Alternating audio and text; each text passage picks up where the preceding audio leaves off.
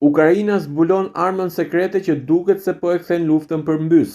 Raketa FP5 Flamingo ka një rrezëveprimi që arrin deri në 3000 kilometra dhe mund të mbajë një kokë shpërthyese prej rreth 1150 kilogramësh. Ajo konsiderohet relativisht e saktë dhe mund të prodhohet deri në 210 njësi në muaj.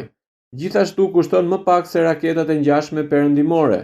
Këto veçori shpjegojnë pse politika dhe ushtria në Kiev i kushtojnë rëndësi të madhe kësaj arme të re, e cila prej muajsh është kthyer në një shqetësim për rafineritë dhe bazat ushtarake ruse.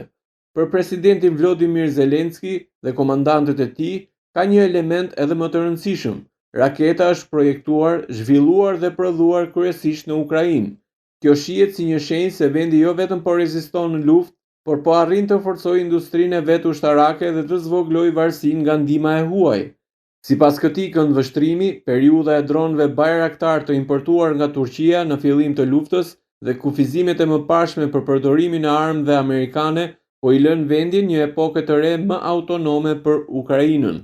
Autoritetet ukrainase pretendojnë se sulmet e tyre po arrin gjithnjë më thellë në territorin rus, duke goditur infrastrukturë energjetike, fabrika ushtarake dhe duke krijuar ndërprerje në furnizimin e aeroporteve dhe aktiviteteve ekonomike në disa rajone.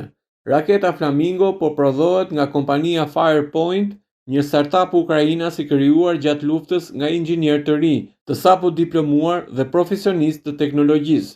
Shumë nga këta kanë pak ose as pak përvojë ushtarake, por janë angazhuar në zhvillimin e teknologjive të reja mbrojtëse dhe sulmuese.